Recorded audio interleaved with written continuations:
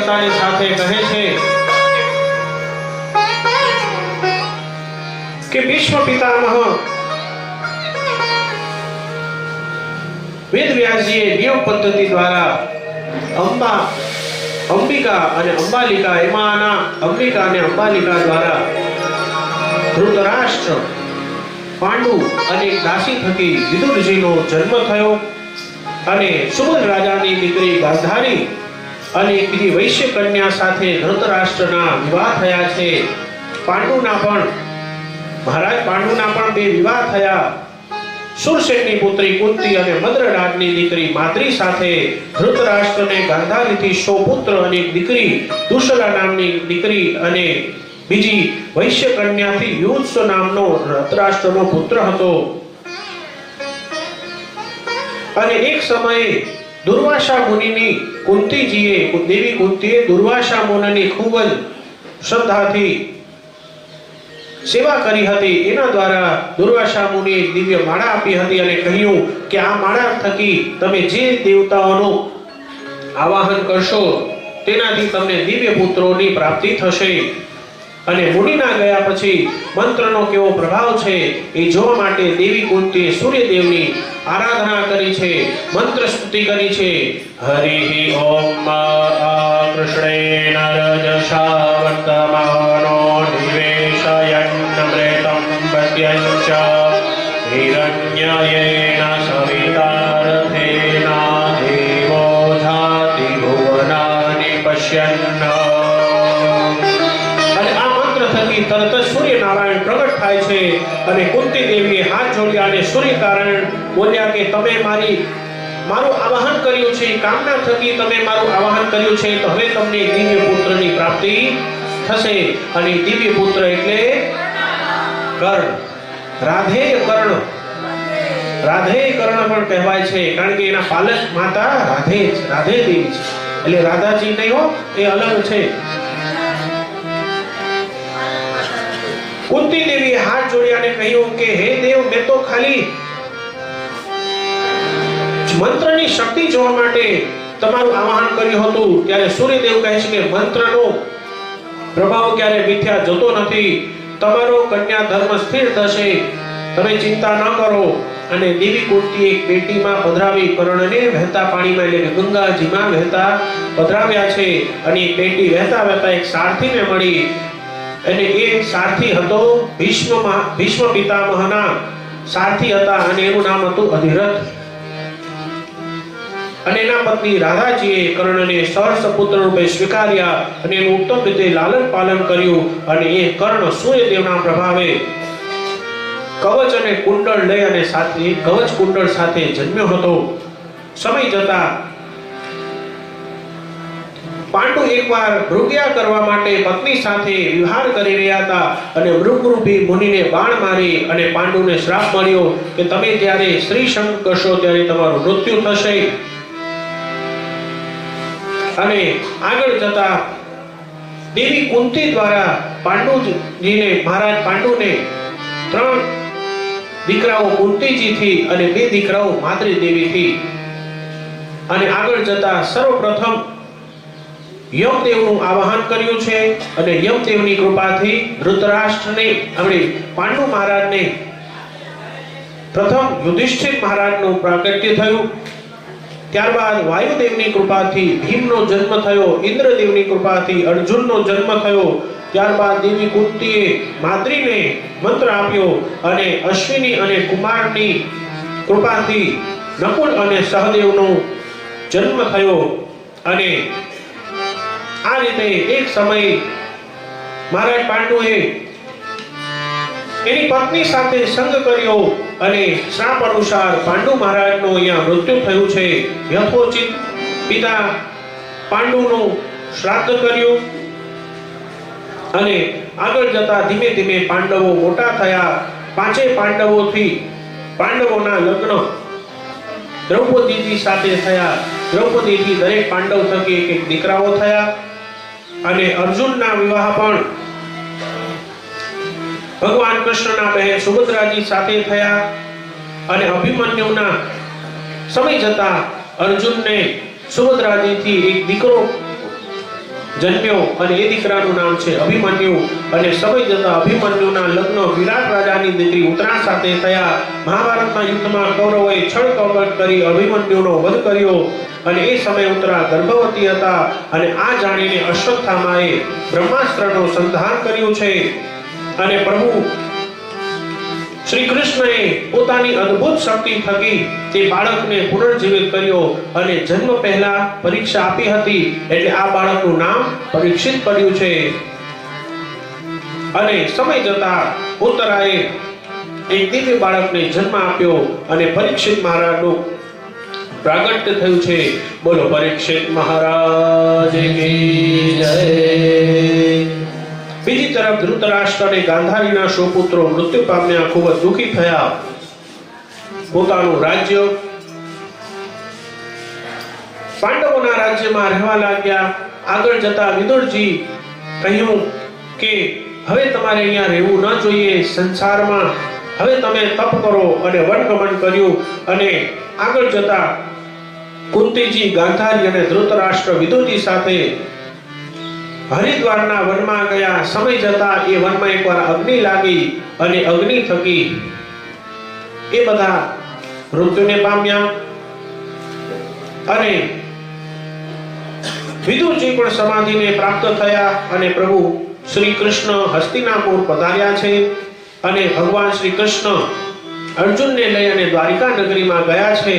અને દ્વારિકા નગરીમાં થોડો સમય ત્યાં વિતાવ્યો. અને ભગવાનને સમય જતા વિચાર આવ્યો કે હવે લીલા સમેટવાનો સમય છે. અને ભગવાન શ્રી કૃષ્ણ ચતુર્ભુજ રૂપ ધારણ કરી પ્રાચીના પીપળે, જે ભાલકા તીર્થ છે, આજે પણ તમે લોકો ગયા પણ હશો ભાલકા તીર્થ, ત્યાં જઈને ભગવાન પગ ઉપર પગ રાખી અને ચતુર્ભુજ રૂપે ઝાડના ટેકે ભગવાન બેઠા છે. અને પારધીએ ભગવાનના પગ ઉપર, કારણ કે ભગવાનના દિવ્ય ચરણોમાં અંકુશ, પાશ, ગદા આદિ બધી વસ્તુ ચમકી રહી હતી. પારધીને એમ થયું કે કોઈ મૃગ છે, કોઈ ચળકતી વસ્તુને જોઈ અને બાણ મારે છે અને ભગવાનના પગમાં એ બાણ વાગે છે. અને પારધીના બાણધારા ઘવાય અને ભુવનેશ્વરી જગદંબિકાનું ચિંતન કરી ભગવાન શ્રી કૃષ્ણ ત્યાંથી અંતર્ધાન થયા. બોલો કૃષ્ણ કનૈયા લાલ કી જય. બીજી તરફ યુધિષ્ઠિર મહારાજને અપશુકોનો દેખાયા અને વિચારવા લાગ્યા કે આટલો લાંબો સમય થયો, 6 મહિના સુધી દ્વારકામાં રોકાયા, અર્જુન પાછા ના આવ્યા. એટલે યુધિષ્ઠિર મહારાજ ચિંતિત થયા. અને એ સમયે દુખીશ્વરે અને ખૂબ જ દયનીય સ્થિતિમાં અર્જુન યુધિષ્ઠિર મહારાજ પાસે આવે છે. અને આ દયનીય સ્થિતિ જોઈ, આ દયનીય સ્થિતિને જોઈ અને યુધિષ્ઠિર મહારાજ ચિંતિત થયા કે હે અર્જુન, શું થયું તને? ત્યારે કહે છે કે અત્યારે હે જ્યેષ્ઠ ભ્રાતા, હું શ્રી કૃષ્ણ વિહોણો થયો છું. હવે પ્રભુ શ્રી કૃષ્ણ જગતમાં રહ્યા નથી. હે જ્યેષ્ઠ ભ્રાતા, માર્ગમાં હું એનો એ જ અર્જુન, કુરુક્ષેત્રના યુદ્ધમાં હું યુદ્ધ કરતો, ગાંડીવ ધનુષ્ય મારા હાથમાં હતું, કોઈ મારી સામે ટકી શકતું નહીં. પણ એ જ હું અર્જુન. અને આજે જંગલના સામાન્ય લૂંટેરાઓએ, કાબાઓએ મને હરાવી દીધો, કારણ કે હવે શ્રી કૃષ્ણ મારી સાથે નથી રહ્યા અને મારો સમય બદલાયો છે. એટલા માટે યાદ રાખજો કે આ જગતમાં મનુષ્ય મહાન નથી, એનો સમય મહાન છે. જ્યાં સુધી સમયનો સિતારો છે ત્યાં સુધી વ્યક્તિ મહાન છે.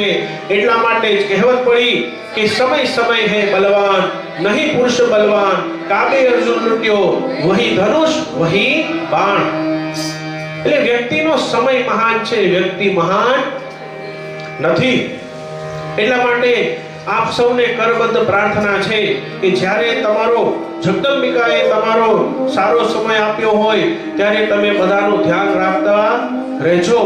પણ આપણે તો માની લીધું છે, આપણે ત્યાં તો એવું છે કે મારો સમય આવવા દે, તમારો સારો સમય હોય ત્યારે તમે લોકોનું ધ્યાન રાખજો. પણ આપણે તો એવું છે કે કઈક કષ્ટ આવ્યું, કોઈ કે કઈક કષ્ટ આવ્યું તો આપણે એમ કહીએ કે ભાઈ મારો સમય આવવા દે, હું જોઈ લઈશ. આવું કરાય નહીં. સમય મહાન છે. જ્યારે ભગવતીએ તમને સારો સમય આપ્યો હોય ત્યારે તમે લોકોનું ધ્યાન રાખજો. ધ્યાનમાં નહીં રાખતા, ધ્યાન રાખજો, ધ્યાનમાં રાખતા નહીં. એટલા માટે કહ્યું છે સમય જ્યારે ઉત્તમ હોય ત્યારે ભગવતીને ભજી લેવા. ભગવાને આપણને જે કંઈ પણ આપ્યું છે, આપણે એમ નથી કહેતા કે ભગવતીએ તમને માની લો કે આપણને 100 આપ્યા હોય તો 100 માંથી રૂપિયો તો કોઈને આપણે હેલ્પ કરી શકીએ, અને આપણે તો કરીએ જ છીએ, આપણે તો કરીએ જ છીએ. ભગવતીએ આપણને મનુષ્ય બનાવીને શેના માટે આપણને મોકલ્યા છે? કે મનુષ્ય મનુષ્યની સહાયતા કરી શકે એટલા માટે. એટલે સમય જ્યાં સુધી સારો છે ત્યાં સુધી આપ બધાનું ધ્યાન રાખજો. અને એટલા માટે અહીંયા કહ્યું છે કે યુધિષ્ઠિર મહારાજ બોલ્યા કે હવે ભગવાન કૃષ્ણ નથી રહ્યા તો હવે આપણે પૃથ્વી પર રહેવાય. અને યુધિષ્ઠિર મહારાજને સાચા સમય સાચું જ્ઞાન થઈ ગયું છે. પણ આપણને મુશ્કેલી છે કે સમય બદલાય, પરિવર્તન થાય, પણ આપણે આપણી અંદર પરિવર્તન લાવતા પરિણામે દુઃખી થવું પડે છે. સમય આવી બદલી જવામાં જ આપણું કલ્યાણ છે. તો અહીંયા કહે છે કે યુધિષ્ઠિર મહારાજ 36 વર્ષના પરીક્ષિત મહારાજનો, એમના અભિમન્યુના દીકરા પરીક્ષિત મહારાજનો રાજ્યાભિષેક કરી અને પાંડવોએ દ્રૌપદીજીની સાથે સ્વર્ગારોહણ કર્યું. એક પછી એક મૃત્યુને પામ્યા, સ્વર્ગારોહણ થયું. એ પછી પરીક્ષિત મહારાજે ખૂબ જ ઉત્તમ પ્રકારે પ્રજાનું કલ્યાણ કર્યું છે. અને એક સમયે પરીક્ષિત મહારાજ જંગલમાં ગયા છે અને જંગલમાં બહુ અંદર ચાલ્યા ગયા. થોડો થાક લાગ્યો છે, શ્રમ પડ્યો છે. એક મુનિ બેઠા હતા આશ્રમમાં, મુનિ પાસે પાણી માંગ્યું પણ મુનિ ધ્યાનમાં બેઠા હતા. ત્યારે પરીક્ષિત મહારાજને થયું કે આ મુનિ છે ને ધ્યાન કરવાનો ખોટો ઢોંગ કરે છે. અને એ સમયે ક્રોધિત થઈ એક મૃત સર્પને લઈ તલવારથી ઉપાડી અને એ લઈ અને આ મુનિના કંઠમાં એ સર્પ પહેરાવી અને ત્યાંથી જતા રહે છે. ઋષિનું અપમાન કર્યું. ક્યારેક ક્યારેક શું થાય કે આ જગતમાં તમને બહુ જાજુ બધું માન મળવા લાગે ત્યારે વ્યક્તિએ માનવા લાગે કે મને જ માન મળવું જોઈએ. થોડો અહંકાર આવી જાય. સામાન્ય વ્યક્તિના મનમાં જાજુ માન સન્માન મળવા લાગે એટલે વ્યક્તિ એમ સમજે કે મને માન મળવું જોઈએ. અને આ તો રાજા હતા, જ્યાં પણ જાય ચક્રવર્તી સમ્રાટ. ત્યાં ઋષિનું અપમાન કર્યું છે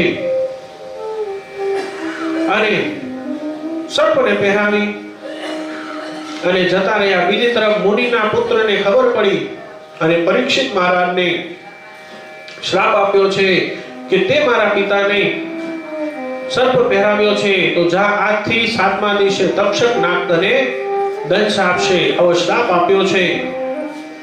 મુનિ ધ્યાનમાંથી બોલી ઉઠ્યા અને કહ્યું કે પુત્ર ત્યાં શું કર્યું? આ જગતમાં પરીક્ષિત મહારાજ જેવા રાજા મળવા બહુ મુશ્કેલ છે. અને પરીક્ષિત મહારાજને આ વાતની ખબર પડી. કહ્યું કે હવે મુનિનો શ્રાપ મળ્યો છે, સર્પદંશથી બચવાનો કોઈ ઉપાય કરવો જોઈએ. અને કહ્યું છે કે મણિ મંત્ર અને ઔષધિથી દુર્લભ કાર્યો સિદ્ધ થાય છે. મણિ મંત્ર અને ઔષધિથી દુર્લભ કાર્યો સિદ્ધ થાય છે. અને કહ્યું છે કે અમુક મણિઓ એવા છે કે જે મણિ તમે સર્પ પણ કરડ્યો હોય તો અહીંયા એ મણિ સ્પર્શ કરો એટલે સાપનું ઝેર ઉતરી જાય છે. અથવા તો તમે એમ બોલો કે જરત્કારુના પુત્ર, જરત્કારુ મુનિના પુત્ર ના નામથી હે નાગ દેવતા તમે આગળ આવશો નહીં તો એ સર્પ ત્યાં રોકાઈ જાય. જરત્કારુ મુનિ અને જરત્કારુ માતા એના દીકરાનું નામ છે આસ્તિક. જે વ્યક્તિને કહે છે કે સર્પથી આ મંત્ર સિદ્ધ છે, સિદ્ધ મંત્ર છે, મંત્ર દ્વારા પણ સર્પને રોકી શકો છો.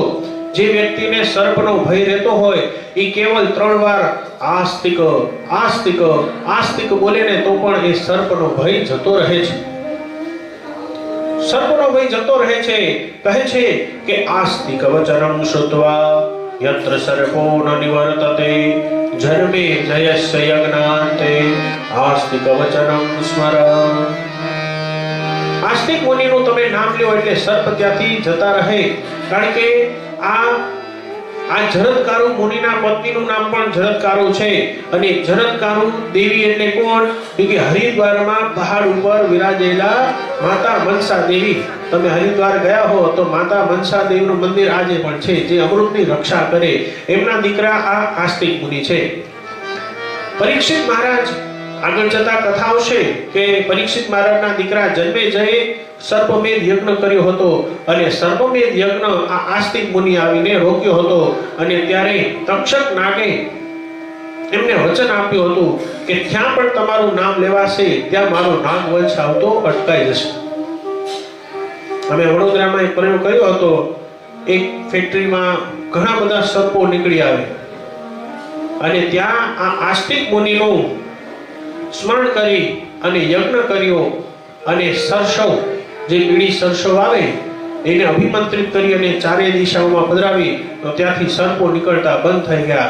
એના ઉપરથી નક્કી થાય કે આજે પણ મંત્રનો વિશેષ પ્રભાવ છે. તમે મંત્રની માળા લઈને બેસો, નવાણા મંત્રની 3 માળા કરો, જુઓ તમારું મન શાંત થઈ જશે. એ મંત્રનો પ્રભાવ છે. અને ઔષધિનો પણ એટલો બધો પ્રભાવ છે. અને ઉદાહરણ રૂપે કહ્યું છે, એક પૂર્વકાળે મહર્ષિ ભૃગુની પત્ની પુલોમા અને એક રાક્ષસથી ડરી ગઈ અને એના ગર્ભમાંથી બાળક ચવિત થયું. એટલે બાળકનું નામ રાખવામાં આવ્યું ચ્યવન મુનિ. અને ચ્યવન મુનિના નામ ઉપરથી જ અત્યારે આપણે શિયાળામાં જે ચ્યવનપ્રાશ ખાઈએ એ આ ચ્યવન ઋષિએ અશ્વિની કુમારોએ બનાવીને આપેલું એક પદાર્થ દ્રવ્ય. અને રૂરુ નામના એક મુનિએ એની પત્નીને પોતાનું અડધું આયુષ્ય આપી અને એની પત્નીને જીવિત કરી હતી. એ કથા બતાવી અને આગળ જતા કહે છે કે પરીક્ષિત મહારાજે આ સર્પદંશથી બચવા માટે મંત્રીઓને બોલાવી અને 7 માળનો એક દિવ્ય મહેલ બનાવ્યો છે. અને 7મા માળે પરીક્ષિત મહારાજ રોકાયા છે. અને કહ્યું કે સર્પ આવીને દંશ આપે એટલા માટે બચવા માટે પરીક્ષિત મહારાજ 7મા માળે ઉપર રહ્યા છે. અને કોઈને આવવાની આજ્ઞા છે નહીં. પરીક્ષિત મહારાજની પાસે જવાનું કોઈને અનેક સિદ્ધ પુરુષોને નિયુક્ત કર્યા. અને કશ્યપ નામના બ્રાહ્મણને ખબર પડી કે પરીક્ષિત મહારાજને શ્રાપ મળ્યો છે અને એને બચાવવા માટે આગળ જાય છે. માર્ગમાં તક્ષક નાગ મળે છે.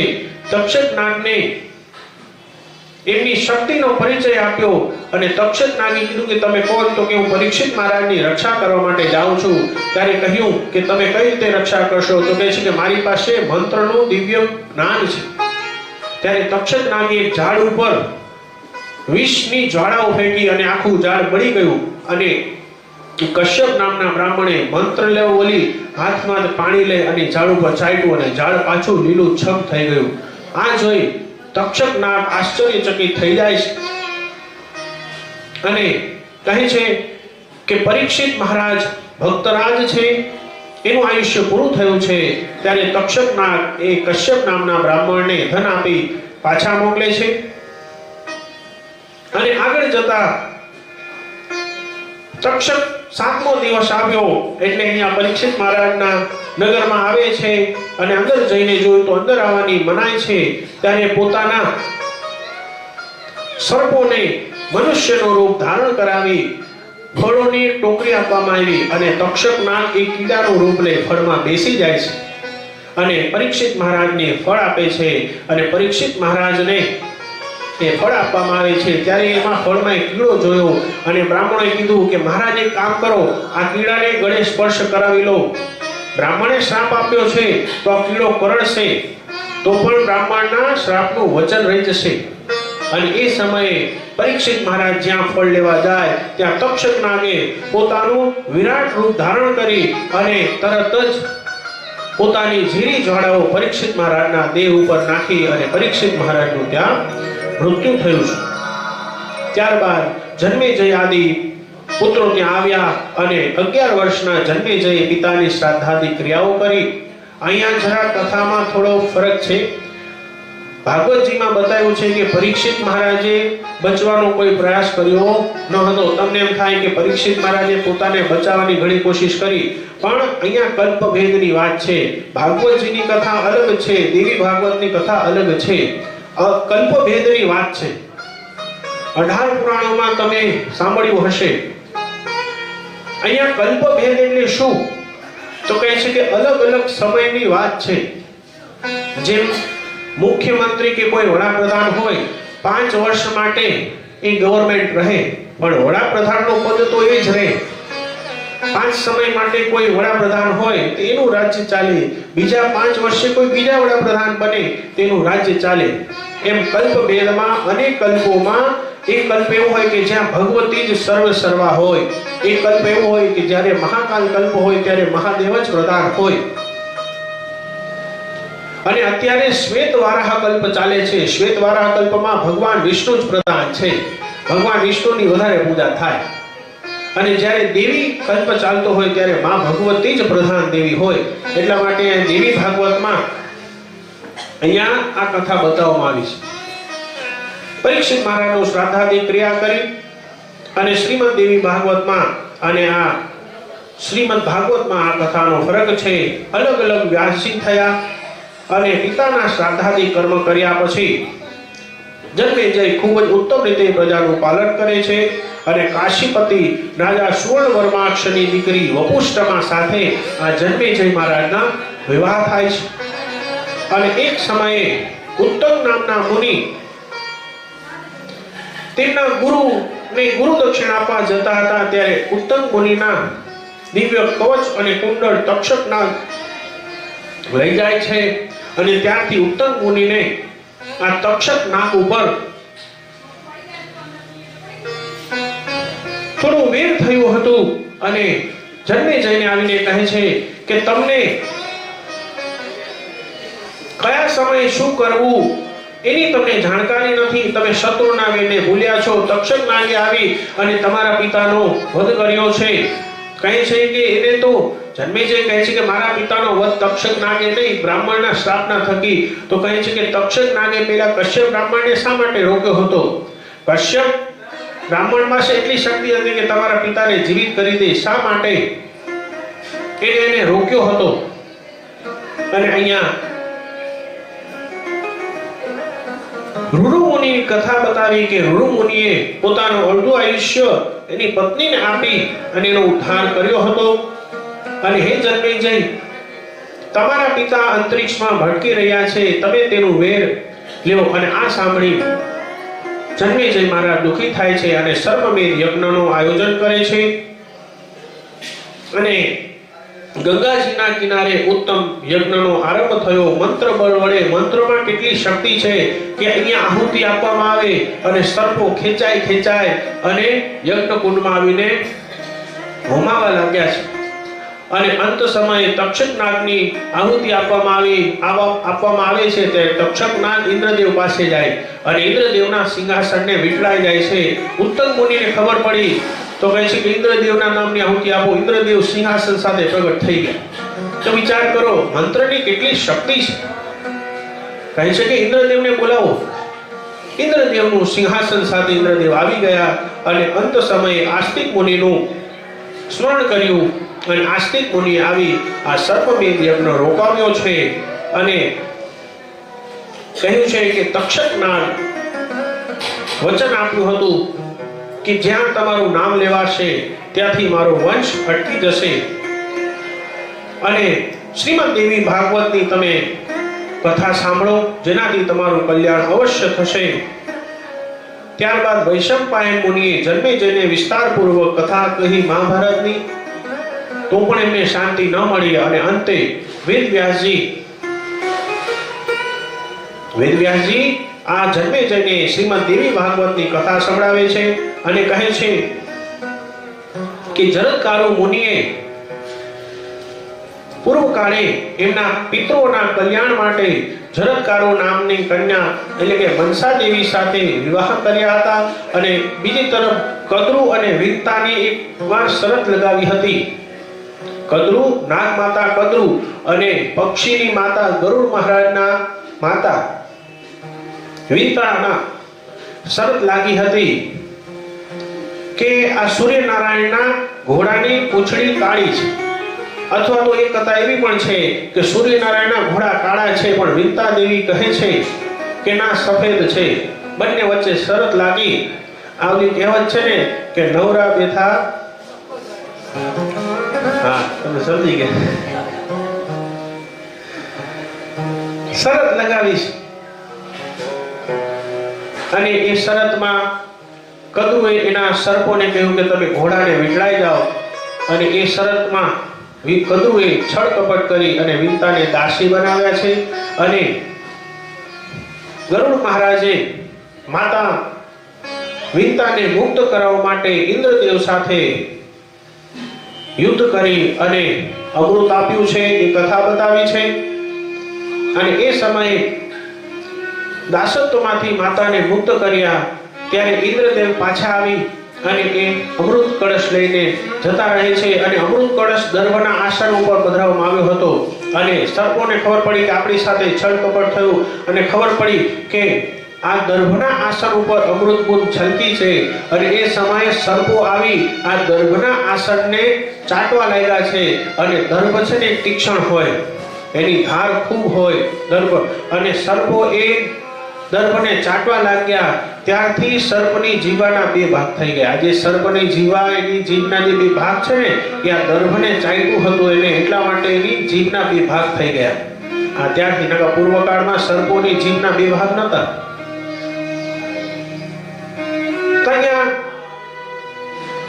જરત્કારુ મુનિના લગ્ન મનસા દેવી સાથે થયા અને આજે પણ હરિદ્વારમાં પહાડ ઉપર દેવી બિરાજમાન છે.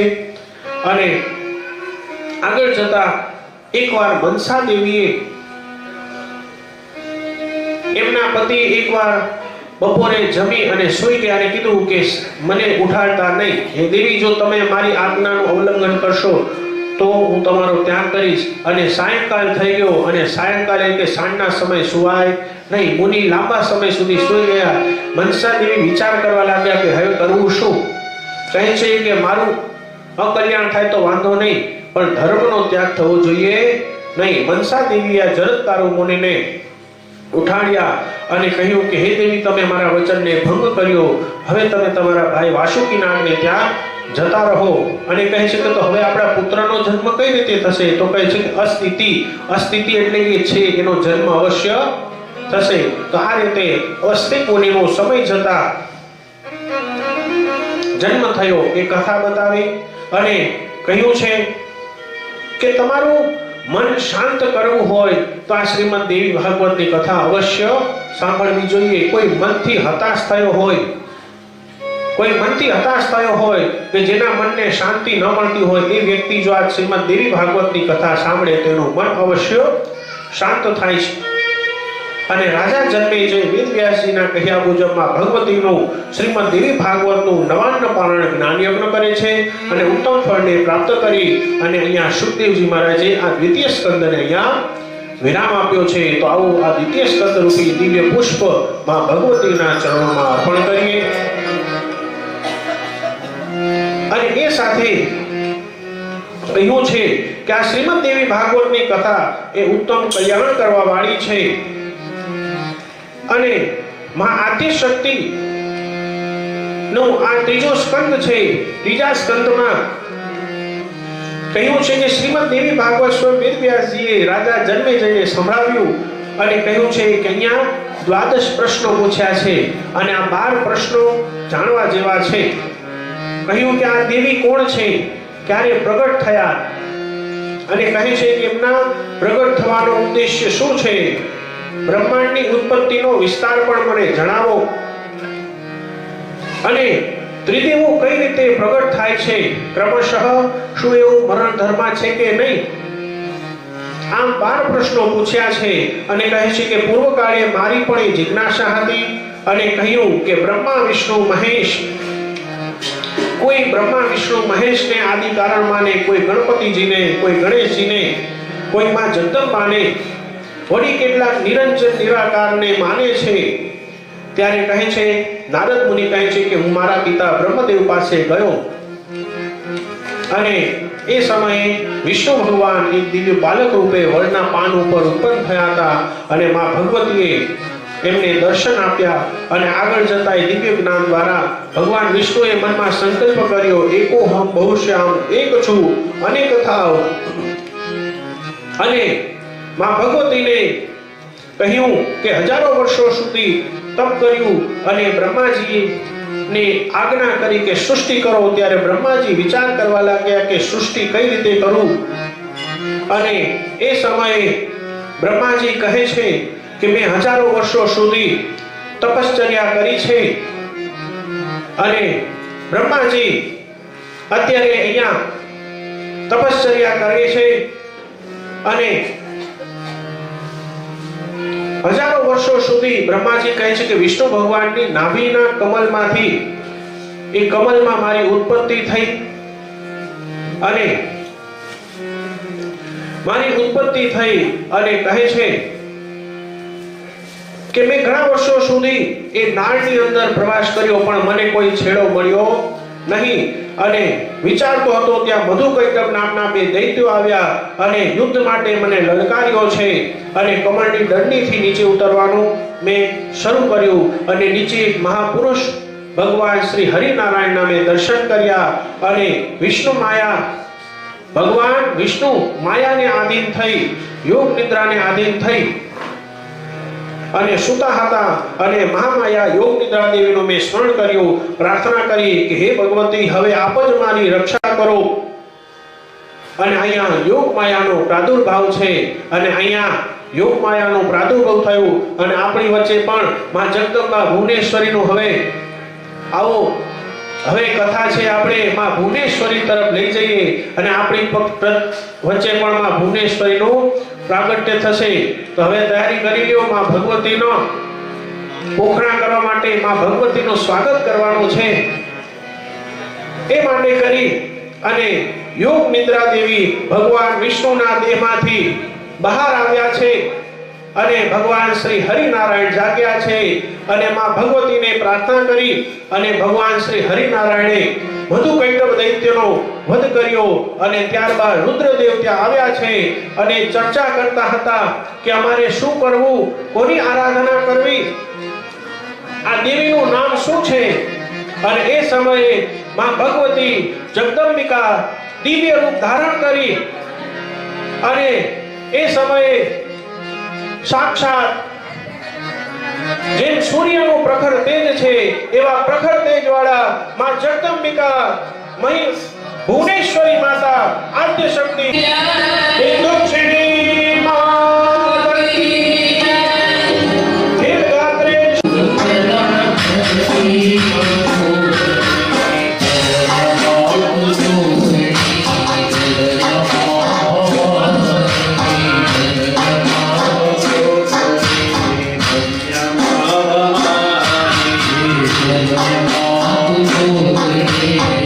Yeah.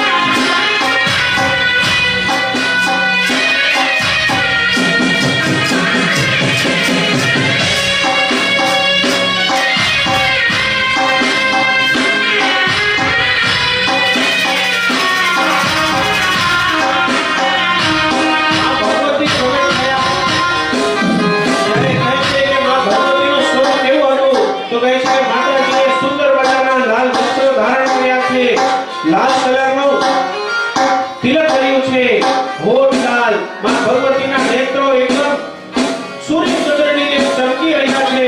માં ભગવતીનું તેજ એટલું અપાર હતું કે જાણે કરોડો સૂર્ય એક સાથે પ્રગટ થયા હોય. અને તે સમયે માં ભગવતી ભુવનેશ્વરી પ્રગટ થયા છે. અને માં ભુવનેશ્વરી પ્રગટ થવાની સાથે માં ભગવતી સુંદર મજાનો દિવ્ય રાસ રમે છે. આવો આપણે પણ માં ભગવતીને ત્યાં સમક્ષ વચ્ચે રાખીએ અને આપણે એક ગરબો લઈ અને ગરબી હોય એ ભગવતીમાં વચ્ચે હોય અને નવ ચિત્રવાળો એ જે ગરબો હોય અને આપણે આસો મહિનાની નવમી રાત્રે શાકમ ભરીની નવરાત્રી રાત્રે આપણે જે ચંદ્ર ચમકે અને આપણે બધા રાસ રમીએ એ જ રીતે આપણે બધા અહીંયા ભગવતીની ગોળ ફરતે આપણે અહીંયા બધાએ નૃત્ય કરવાનું છે. એક સુંદર મજાનો ગરબો ગાય અને રાસ રમી અને આપણે માં ભગવતીની સાથે આપણે રાસ રમીએ.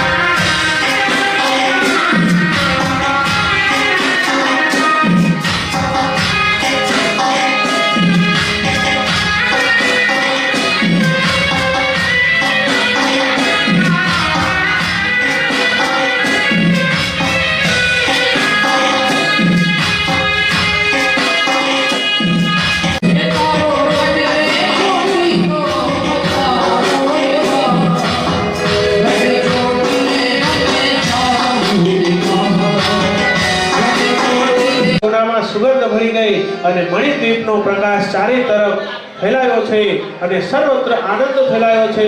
તો આવો આ સચ્ચિદાનંદ સ્વરૂપિણી માં ભગવતી ભુવનેશ્વરીને વંદના કરી આજની કથાને આપણે વિરામ આપીએ. આવતીકાલે પુનઃ પાછા મળીશું. આવતીકાલે પ્રથમ કથામાં ભગવાન રામજીનું ચરિત્ર આવશે. માં ભગવતી ની કૃપાથી રામજીના મનોરથ પણ પૂર્ણ થયા હતા અને એ પછી ભગવાન કૃષ્ણનું પ્રાગટ્ય થશે. નંદ ઘેરા નંદ ભયો જય કનૈયા લાલ કી. ભગવાન કૃષ્ણના પ્રાગટ્યની સાથે આપણે આવતીકાલે ભગવાન કૃષ્ણનો જન્મોત્સવ પણ મનાવીશું અને ભગવાન કૃષ્ણ